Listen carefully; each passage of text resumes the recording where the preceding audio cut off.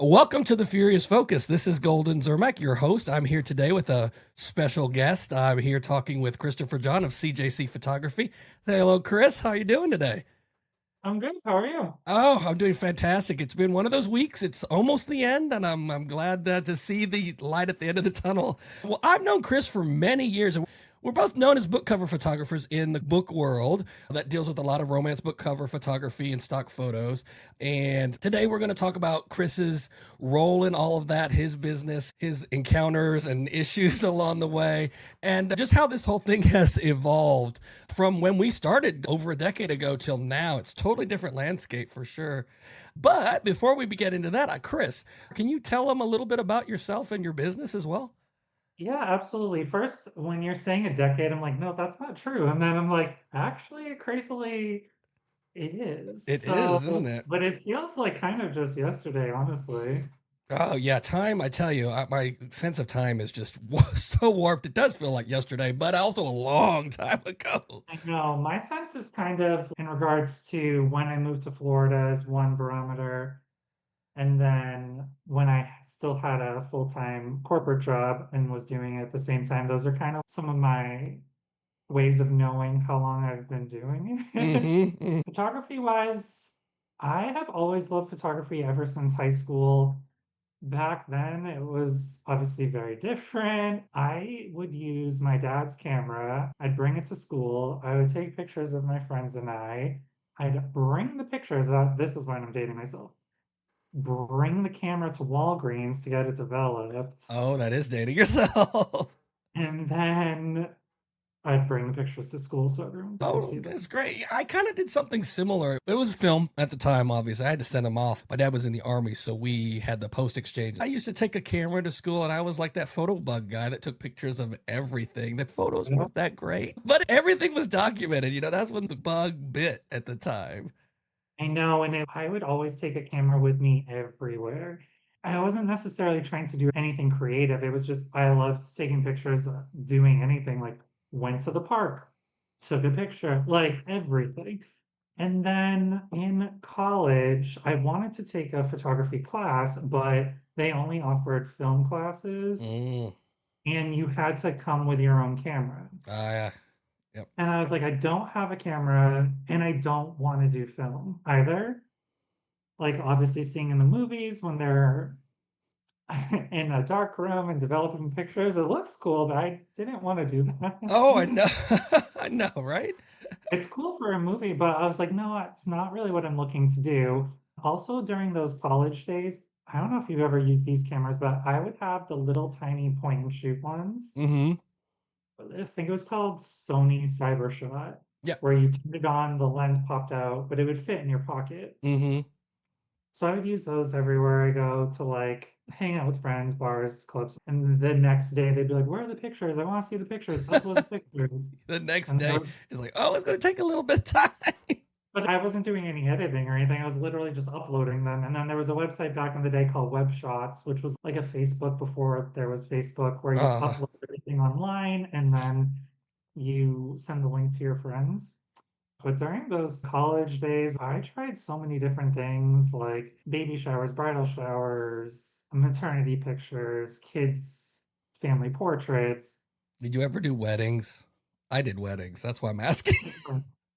I never did weddings. I was asked to do them and I was like too nervous. I was like, this Uh, is your once in a lifetime moment. Like, I can't mess it up. Let me tell you, those were intense. And I tell you what, it's false advertising when you see the beautiful pictures in the magazines that are all staged and gorgeous. And you're like, oh, that's what a wedding for. No, you doubt the event, but then it was family pictures, aunts and uncles together with the bride and groom forever. And people didn't like certain members of their family. So you're like, don't put this one close to this. And I'm like, I So, can't remember all this stuff. like, this is amazing. So yeah, be glad you didn't go through that because it was one of those experiences where I'm glad I did because it was, part of building the whole Oh, foundation. yeah. But it was one of those things. And just as an aside, those couples are all divorced now. So I'm like, was it me? Was it because I didn't take the pictures well enough? So I'm glad to have gone through it, but I wouldn't wish a wedding on anybody for photography. Everyone was always saying, like, do weddings, do weddings. It's amazing money. The money is good. Yeah.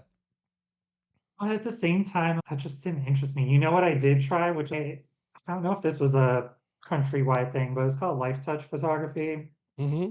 And I did one of their divisions called Sportography, which was taking pictures of kids at like league and soccer games. Oh yeah. When kids do sports when they are younger and they get those little 5x7 pictures. I did Uh-huh. that for three That was months. you? Yeah. That's very like assembly line photography, right? I figured it would be. I only did it for one season and then I quit, but it was pretty rough I because each kid really has maybe 5 shots. And then in the moment, you have to write. Well, this was also a very long time ago. I'm sure it's a lot better now. But you had to write down the picture that you're selecting as their picture in the moment. Oh my God. You have you have like 10 seconds to pick their picture. Yes. Oh my God. No, I would that's too much stress. I think they got 5 pictures. Then you scrolled back through the pictures, and there's a line about all the kids waiting to go. You write down the picture on their form, physical form, Yeah. the picture number, and then it's like next. No, no, that's too stressful for me. Because what if you transpose a number, or like I needed number 10 instead of 9 or something? I Whoa. always wondered if I messed it up and like gave the wrong kid their pictures, but Oh, oh never said well. anything. Oh well. Yeah. It's not your camera either. You're renting it from the company, and then you're giving them the camera back at the end of the day and the memory cards and everything. That's why you have So to write those numbers down. Yeah. no, I'm like, that was a lot of pressure writing the numbers down. Like, who knows who got what photos? I know, Sorry. right? Johnny's got Frank's pictures over here. Uh, That's a whole level of challenge too. I wouldn't wish upon anybody. After that, Hmm. I don't know if this is a thing. This could be just the theme, but I pretty much learned photography at the New York Institute of Photography. It was an online program. Hmm. It was, now this is the craziest part. You got your lessons and everything mailed in packets and books.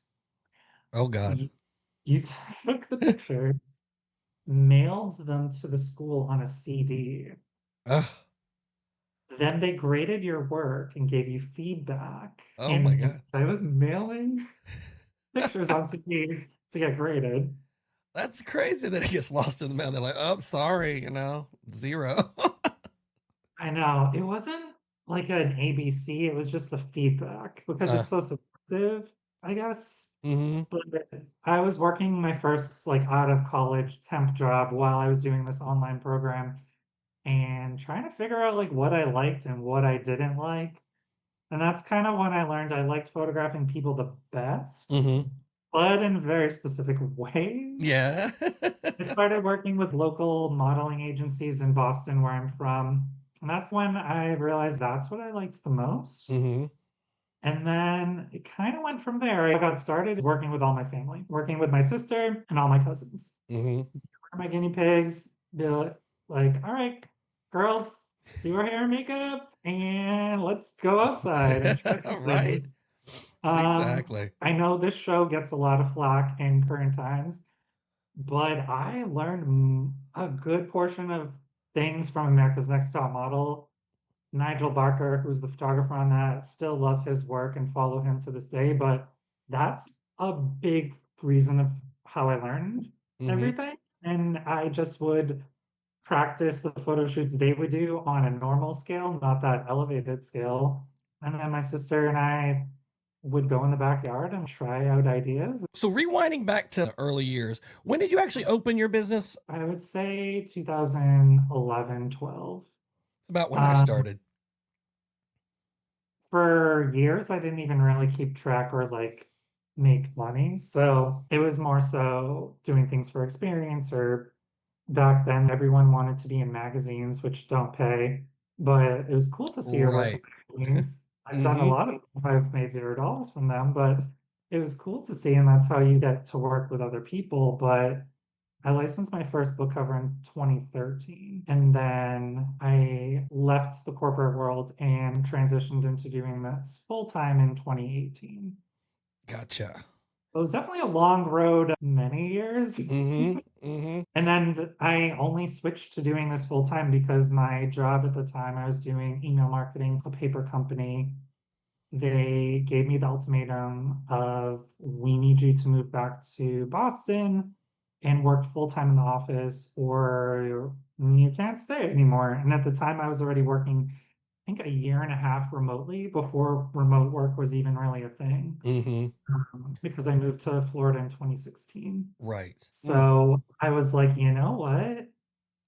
I was gonna try to do both for as long as I could before I was given a reason why I couldn't, and they forced it on me. They were like, "You need to move back here," and I was like, "I literally just bought my condo in 2017, and you know that." So it was a nice way of them saying goodbye. And I was like, "Perfect, let's go." I mean, at that time, if anyone from my former life is watching, I would have two laptops open all times. I would be editing during conference meetings and listening to them on the phone. Mm-hmm. So I was like, I don't care. Well, you're working two jobs at the same time. It's crazy. The I corporate world doesn't care about you either. So, No, you just a number. That's one of the driving factors that I left my old job. Not going to mhm. disparage them because they were really good with my transition out. But the whole mentality of corporate was changing, and working for yourself is scary. But I didn't Sure. want to regret it later and wonder what would have happened if I didn't do it or did do it. So I did that roughly about the same time, 2012, and then going full time 2014, if I remember.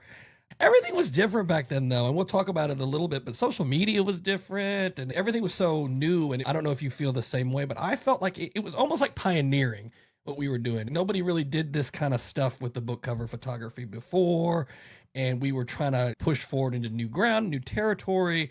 And social media was just really starting and getting picked up, and organic reach instead of pay for play was the thing. It was just a different vibe back then. I don't know if you felt the same or Um, encountered the same. when I was in college, it was MySpace, Hmm. and then Facebook became the big thing, and then Instagram was like the primary hub for such a long time, and I feel like it still is, like a modeling aspect. Yeah, most people have Um, moved there from Facebook. you kind of have to do all the things too. You have to be on everything. I know you do more video stuff than I do. At the end of the day, it's so much stuff to do and manage as one person. Something's got to go by the wayside a little bit. Like I started with Um, TikTok, but my stuff kept getting taken down, and I was like, I can't keep doing this and beating my head against the wall. you know, It's terrible. so when I listened to your BT interview, one of the things that I got from that was talking about social media and how it can like very much impact you Hmm. on my perspective negatively. And it's so true, but oof, the highs from it are so good. I, It's I bad. can't deny that either. When you experience stuff, You need to do it. you You do. It's that whole shoot your shot thing. If things are going well and know? things go viral or things do whatever, you'd be dumb not to ride the wave. Why else would you be Oh doing it? yeah. Yeah.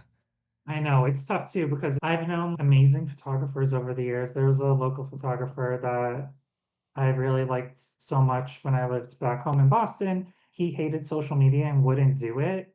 And I'm like, you have to Hmm. because no one will see your stuff.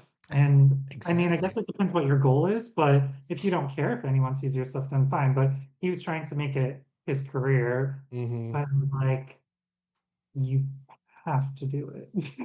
Yeah, it became an integral part of doing business. That's why I'm still there. I've talked to people too in some of the other interviews. They take social media breaks, which I do recommend short ones, but they're taking prolonged ones. And for part of me, I wish I could, but running a business, you Um, need the extra social media space. They'll Else, forget about you.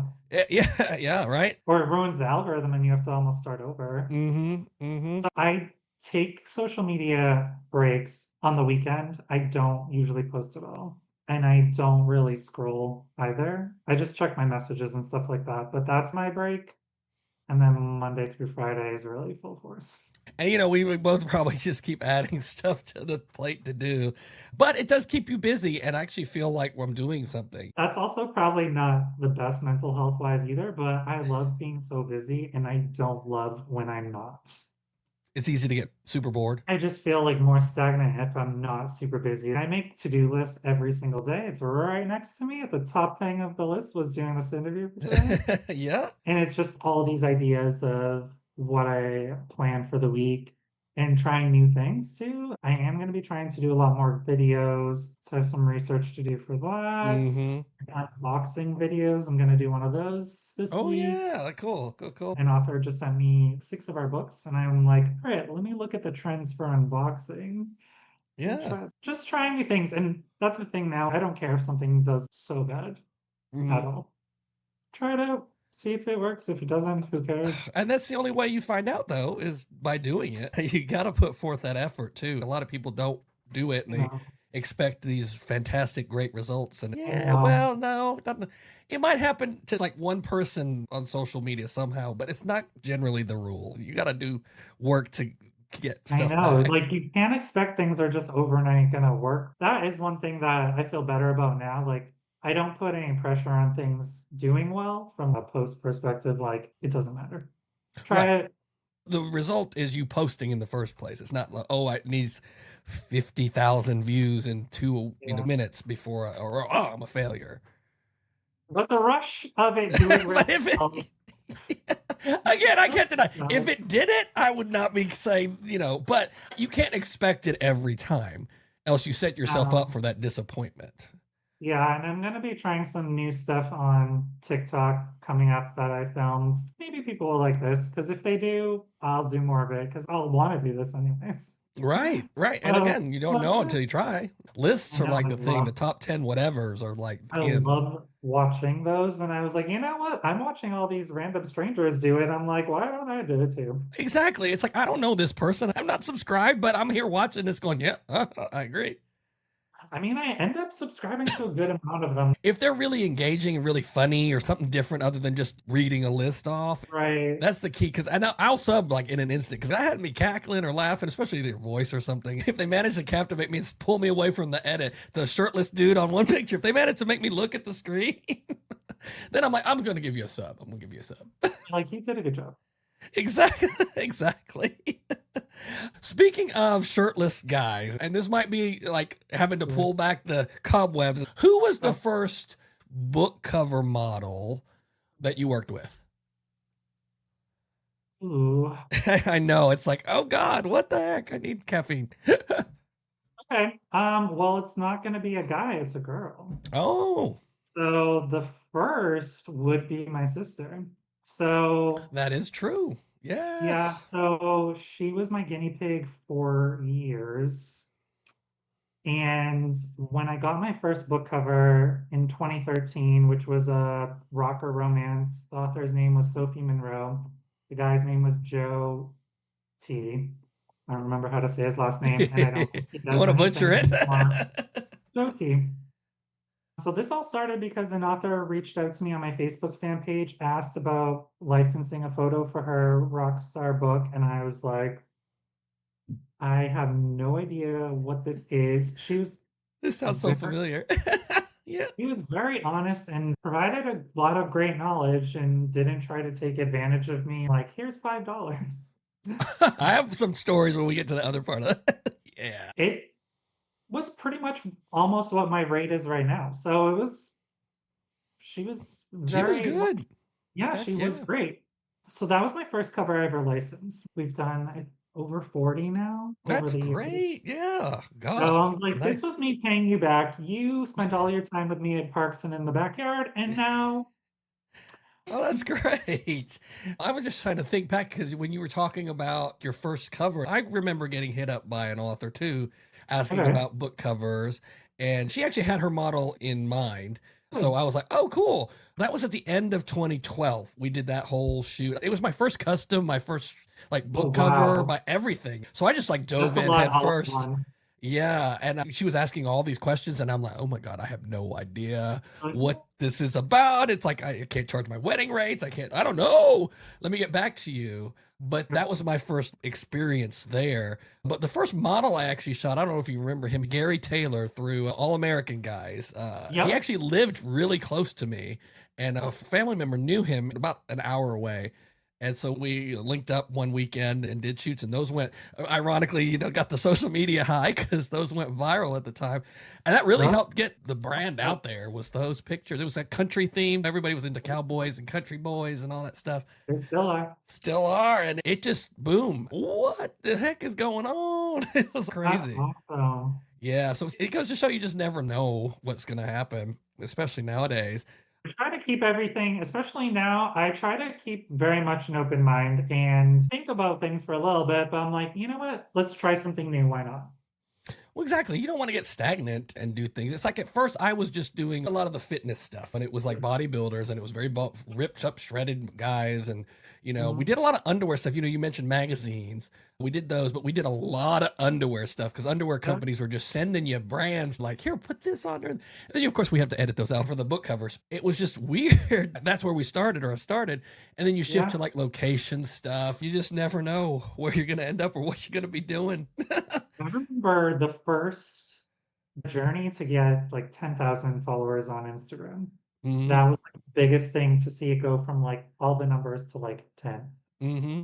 To get there, yeah, it was all underwear photo shoots. I think I lived on the country stuff for a long time. When that Okay. slowed, it was underwear guys from right after they had competed. And of course, now, things are more diverse and you got the body positivity efforts. So Yeah. I've shot a lot of different models since Oh, yeah. then. But back then, that seemed to be all that you saw and did. It was the really super fit people.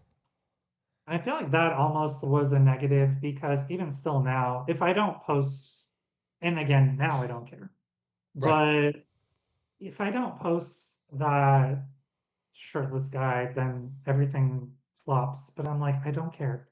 I'll post like the female models. I literally just did a 10 minutes ago, some a collage of my CJC girls, a variety of different girls that do really well with me. I think that's good. It's good to show because there are elements in the industry that still are mired in that. And not to knock them, that's their look and that's what they do. But I Mhm. think by offering it up and doing more things, we one can get more clients. I mean, that's the end of the day. But two, Yeah. you're able to be more creative because you're branching out and doing different things. And at the end of the year, I do look at everything I sold from the year and I categorize it, like what was the biggest seller.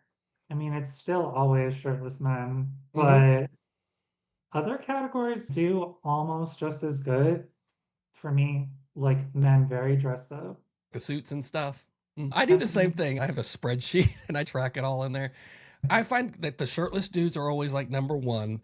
And me then too. the other categories stay in the top 10, but they move around a little bit. Like biker one year will be like super big. And then you get Mm, your country guys or your dressed up guys. This year was surprising to me. The guys fully dressed, like t shirts and everything, mm. that was like number two. And it's not been that high for me before. I don't look until the very end of the year. I sometimes do things as like, what's going to be a surprise to me? I do keep track of like who is selling the best, but what necessarily? Each photo shoot, I'm doing such a wide mix that I don't necessarily know if it's going to make a huge change if I realize like leather jackets sold the most because I'm doing it regardless. I agree. It's not So I something we almost would make add on there or take away. We're just going to still do it. no. Yeah, no, so I don't think it's like I'm not adding or subtracting. And I do a lot of couples work too, so those do well. Yeah, you do a Um, lot more couple stuff than I do. So that's your territory, your bailiwick. so hard. It really is, isn't it? It's to So get people hard. to look like they like each other for a couple hours. You know what's kind of the most interesting part about that is sometimes I work with real couples and I feel their vibes sometimes less than complete strangers. Isn't that ironic? The few that I've done, I get the most emotion out of people that don't know each other. And then even like on the male male, they're often not gay. They're either two straight dudes or a gay Yep. man and a straight one that you get the most out of. I think it's almost more so their level of everyone's level of comfort. Hmm. And sometimes when I do work with the real couples, I'm like, in retrospect, it's maybe one of you really does this and one of you convinced the other one to do it. Yeah, it's sometimes it's very evident. Sometimes you wonder to yourself, but yes, I could definitely see that. So That can play a part, but I usually talk to everyone for a couple weeks before I work with them just to develop a rapport and make sure it's not going to be awkward and it's very straightforward. Like, these are all the ideas I have. Do you Hmm. like not? It's pretty much like a blind date, though. You never know what you're gonna get. No, but no, that's true. To continue the model discussion, when you try to go and find new people to work with, Yeah. what exactly are you looking for when you try to look for somebody? Are you looking just at their physique? Are you looking at their personality, the vibe they give off? What's that process for you? So some of the things that I cared or tried to look at back in the day, I could literally care less about now. For instance, their social media following, do not care at all. Right. You can have 10 followers, it doesn't matter. Agreed. I'm more so looking at how fluid you are at moving, if you're good at posing, good with facial expressions, how experienced you are. You could be brand new and that's fine. I just need to mentally be there to know that. Right. Sometimes people make it seem like on their Instagram they're very experienced, but then when you get there, they've never done anything. I've had that a couple of times. I've also had people that had images on their socials that I'll just say didn't represent what they looked like at the time or for a while. And so it was a surprise when they showed up at the shoot. Yeah, and how we like talk with one another, how we're kind of vibing with each other. I'm looking to see how they post and what they post, and is it gonna get them in trouble? I know that's one of the things, isn't it? I have to put Newer? disclaimers everywhere. I don't believe what this person believes, which is sad that we have to do. And unfortunately, I think too, we'll talk a little bit about the AI thing, but I think that's what lends more people to do the cartoon photos that they have and other things or discreets is they don't have to worry about this aspect of it. Unfortunately, there's been a few bad apples that ruin everything. I'm just trying to be better with listening to my inner voice. Thankfully, from the very beginning to now, it's been less than 5 people Hmm. that have caused an issue where people want recovers and things like that. But if I look back at a few of them, I'm not going to say his name, but if I really think about that instance, I was like, oh, I shouldn't have done that because I knew the vibe was just off. Like, I just had like my spidey sense was I, just like, you should, you probably, I don't know if you should do this. every time I don't listen to my gut, like its first reaction, I always seem to regret it. It's like, Yeah. listen to me, please. Just listen to me because I'm telling you. Sometimes it's hard though, because I'm a huge overthinker. So I'm like, would you freaking relax? It's been rare, but the last instance that it happened, I think I did like $2,000 worth of image transfers on Mm, this person. it hurts when you apply the dollar value to some of this stuff. I don't know how to phrase it exactly. It's not like I thought something was going to happen, but I'm like looking back, I'm like, I had reservations, let's say. Hmm. Yeah, again, it's like trust your gut. I guess that's the message and go with it there. The more you think on it, the more you're going to convince yourself to do what you don't want to do. So I like to look at someone's Instagram stories for a couple weeks. Before you reach out See, or try to reach out. Um, oh yeah, ironically, I for know that's one of your future questions. Yes. yeah. Well, for me, you had mentioned the following count, and it's not a big deal anymore. I tend I to look don't. at it too as like a warning that they're not going to reply to me. Like if I'm trying to get a hold of them, some do, which is great. But most of the time, if I see a big following and not a lot of them following somebody else, it most often tells me, no, don't bother. You know what? One of the misconceptions I think people would think about us doing this is that any person we reach out to is saying, yes, I'm down. When I would say less than 50% of the people I contact, way less than that, it is hard when you're reaching out to them for them to respond. And also, I'm not expecting anyone to also be interested. If you are, cool. If not, also cool.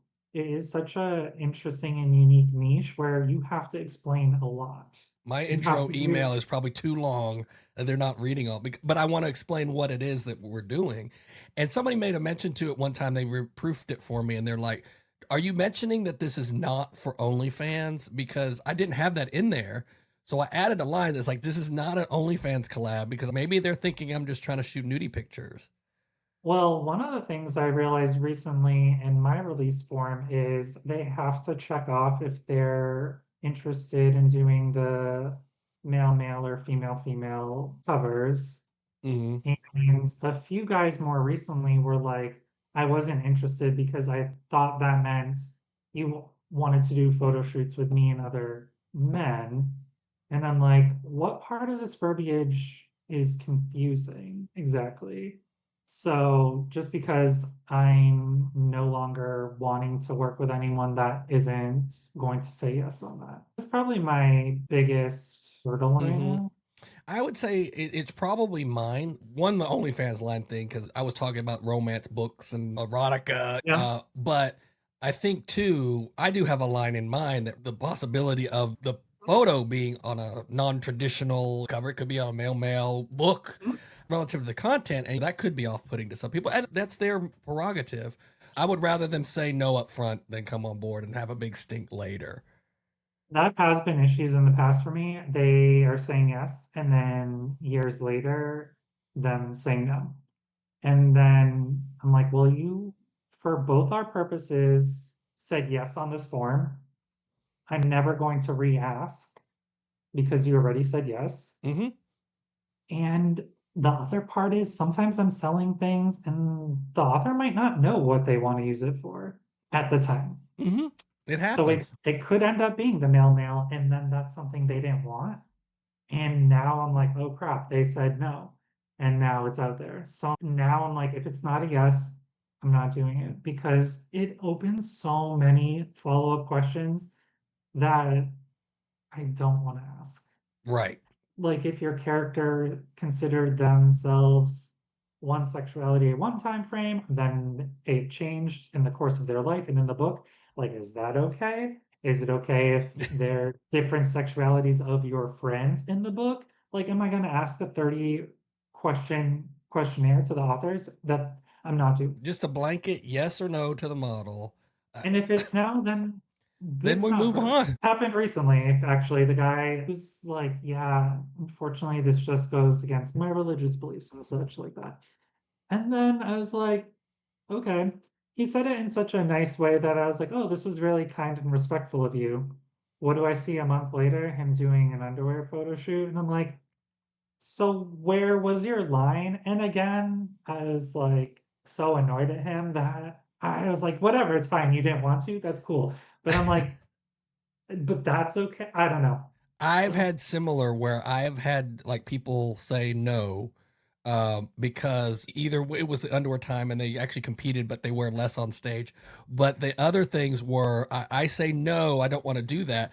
But then you see them advertising for an OnlyFans doing a lot more than a photo on X. And I'm like, okay, well, that makes a lot of sense.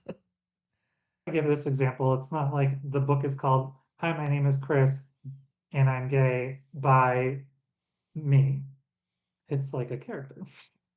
Exactly. And that's what I think a lot of them do understand that they're just an image representing the character of the book. It's not like this is your biography at all. They're most likely not going to read the book anyway, so they wouldn't even know. No, and their buddies aren't either. It's not like by doing this you're going to have to change your lifestyle to match. It's not that case. It's so interesting.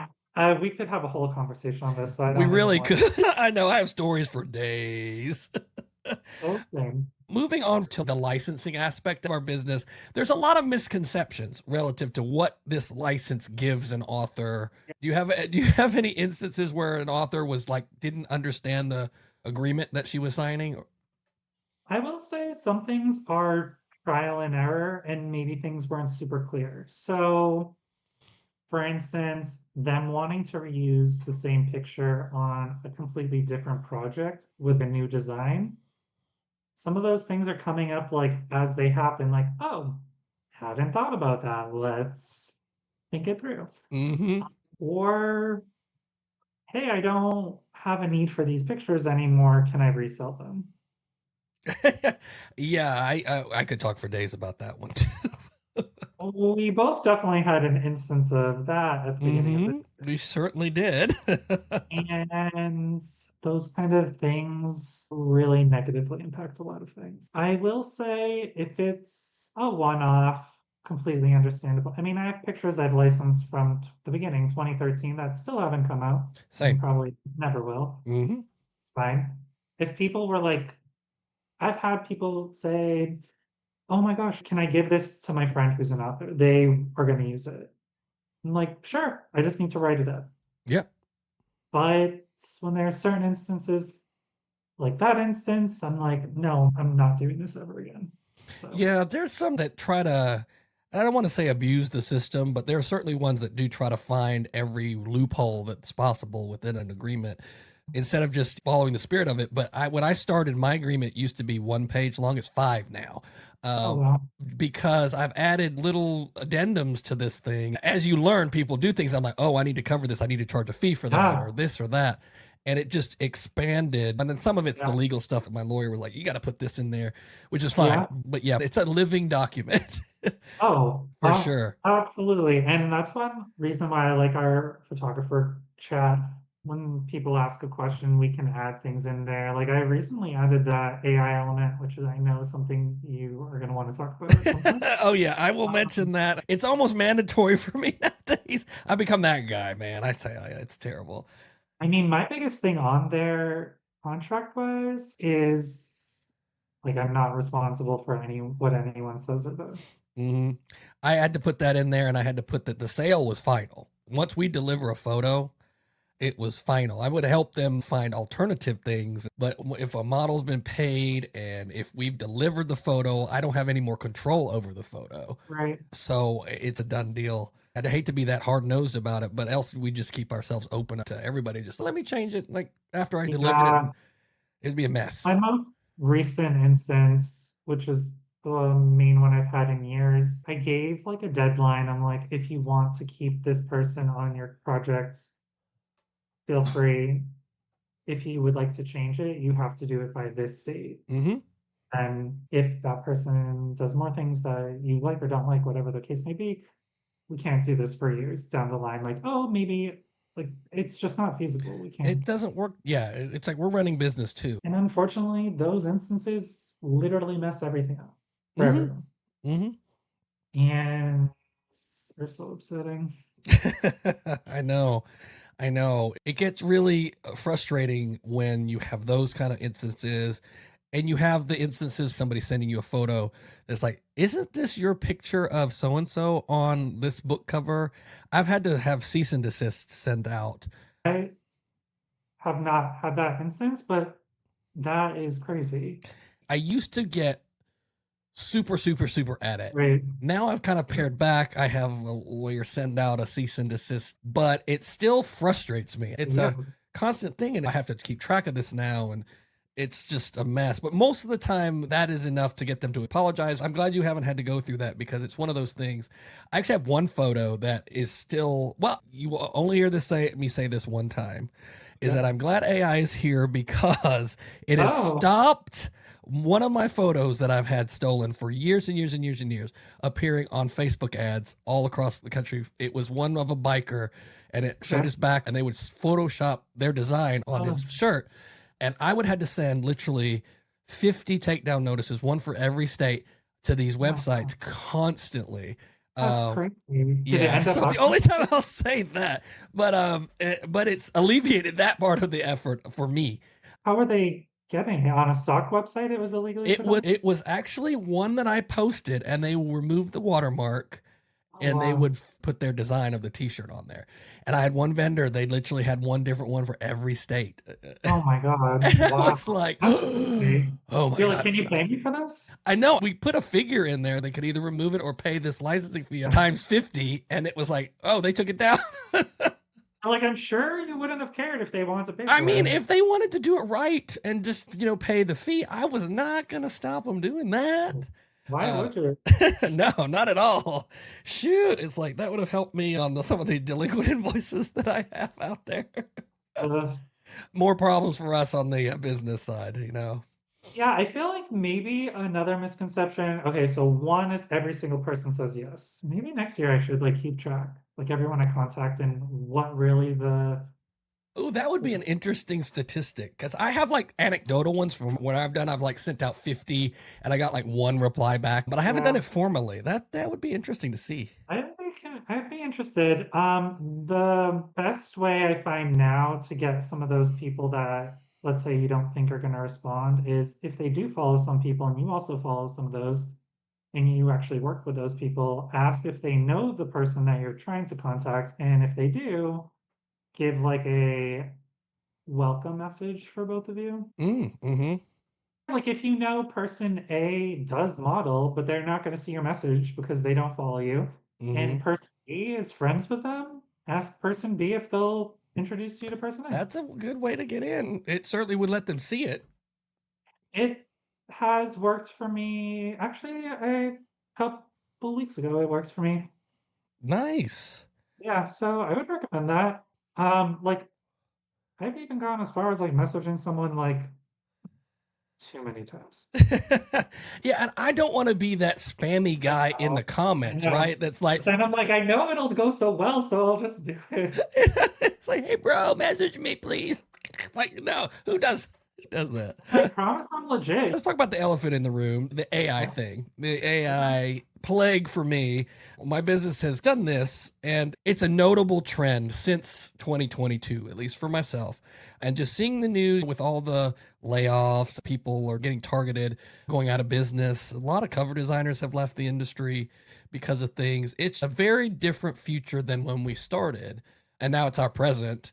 How has the current state of things impacted your business? In regards to the AIs, it's hard for me to necessarily pinpoint one specific thing as being a through line. Mm-hmm. I'll be quite straightforward. My best year ever was 2021.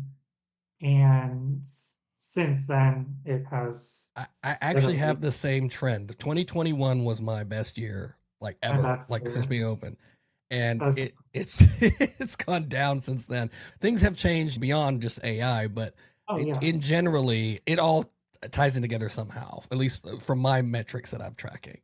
Yeah, so I will say at the time when it was 2020, I was like, oh, it's over. This is all done because of everything that was happening at that time. Mm-hmm. And in the back of my mind, I do always think like, what if this all ends tomorrow? And what would it be like if I had to go back and try to get a corporate job after not having had one since 2018? That is always a fear of mine. And I will say, when it was 2020, though, at that point, that was my best year. And then 2021 was my best year. Mm-hmm. And now it's just gone down. I, at the end of the year, make a goal list for every following year. And for this year, not to be like super grim, but it is what it is. Mm-hmm. This is the worst year I've had since 2020, period.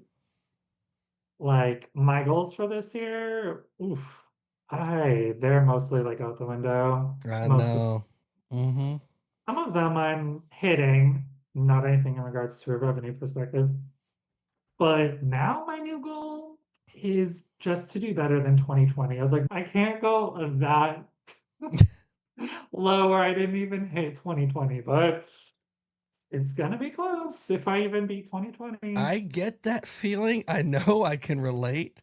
Myself, this is probably the worst year I've had since going full time. And when I went full What, time, I tried to go full time, making the same amount I made before oh, what year was full time again? 2014. Oh, wow. So it's like the numbers are just, and but design work is up. I'll say that it's upticked. It's like a Nike swoop, but Well, the photo stuff is just crashing through the floor. And a lot of it is just all this other factors built in, but it's certainly there. yeah, well, there's only so much you can do, but yeah, when things are good, that 2021, I was like, oh my gosh, I'm literally Brad Pitt right now, killing it. Mm-hmm. Now I feel like I don't even, I'd have to like really think of an actor that's like, I've seen better days, but I'm like, ooh, it's like rough. It's pretty rough. And it's Hmm. like so much you can do, but my state of mind is unfortunately very much revolves around how I'm doing, and it's not going great. So, Yeah, like I said, I could totally relate. And I think then it's important for us as creatives to, like you do, have a plan and actually think about these things. So a lot of people wing it, and some do very well at winging it. I can't do that. I have to plan um, everything and have keep, such a numbers and plan. spreadsheets.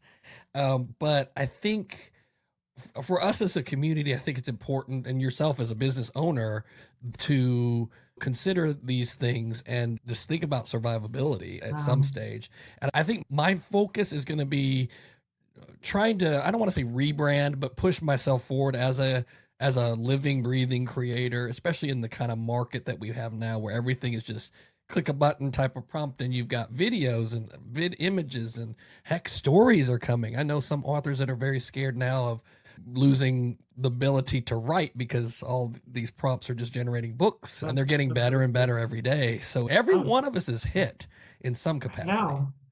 Yeah, a lot of my author friends that I work with on a regular basis, I like to just check in and get a pulse because I know you're an author as well, but I'm not. So they know things that I don't know. And it is like across the board for everyone that this is an awful year. I haven't spoken to anyone where they're like, I'm killing it this year. Same. But I have been experimenting with some things that seem to do a lot better of being more face forward, Hmm. putting my face out there more and more and more, and those are the things that seem to do the best.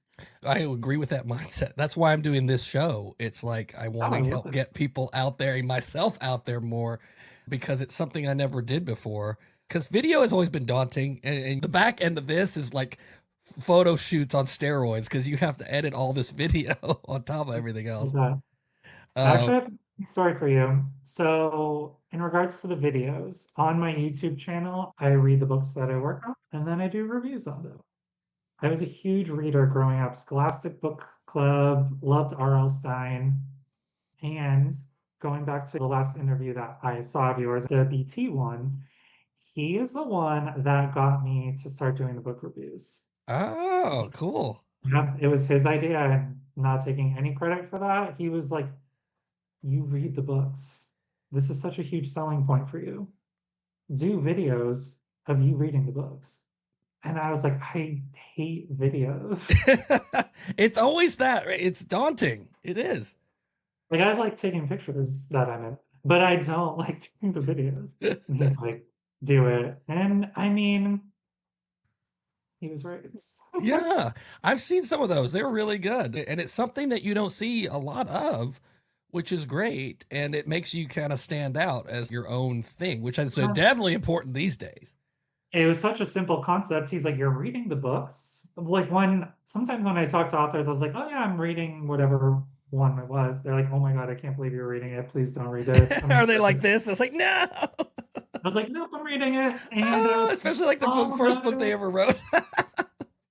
Yeah, it's usually sometimes they'll get embarrassed about like the steamy scenes. I have been interviewing a few authors for my YouTube channel too, and then they're like, "Oh my God, I can't believe," because I'll ask them about it, and I'm like, "Let's just lean in, guys." Heck yeah, that's all you can do. Um, And I think it's a great message to carry forward because one thing that I reiterated already with the AI thing is that you're keeping it real. You're actively reading, you're reviewing your own experience, you're letting people yeah. know, and it's keeping that human connection, going with everybody. And it's so great to see because you just don't get much of that anymore. And it's a nice change of pace to see that. Do you think that things are going to continue in this downward trend, or do you think it's going to get better? Ugh. I hope things get better. My pessimistic brain that does spreadsheets is like, it's going to go down, but I'm hoping that at some point there's something that upticks it because something's got to break along the way. And we talked about Yeah. AI being here to stay, but I think it's a bubble, just like a lot of other fads have been, because they're pouring so much money into this. And at the end of the day, the purpose of a lot of this is reduction of labor, right? I mean, Right. and cost savings. And at some point, if you reduce all the labor, who is going to buy anything or have the capability to buy anything? That's very true. Mm-hmm. I Okay, so this happened recently and it gives me a little bit of hope. So I love going to pumpkin patches and taking pictures of them. It's like one of my fall things, love to do it. I recently at two different pumpkin patches, I saw younger girls in their 20s not taking pictures with their phones. They were using the cameras I would use in college. Those Nice. little cameras that you put in your pocket that you have to upload on your computer. And I was like, you know what? If this is becoming the new trend, which I'm seeing it now, Mm-hmm. like, gives me some hope. Well, that's what I'm hoping for too. It's like people will eventually miss that connection. Right. And not through a phone, but through living, breathing outside, doing photo Yeah. shoots in person, having Yep. people to talk to. I think it's imperative that we keep our brands too, because we're still visible, to keep Yeah. chugging away at that whole connection thing. I'm going to rebrand as like this neat human made brand because, everything else is just going to be churned out by a machine. So I'll just stand out some other way. I have been trying to brainstorm this year for things I want to do next year, and I've been trying something new since the beginning of last year, which is hit or miss, but again, trying to stay in that creative element of just being in front of the camera more and going the agency route, doing those things has Mm-hmm. been super interesting. Oh boy, I bet.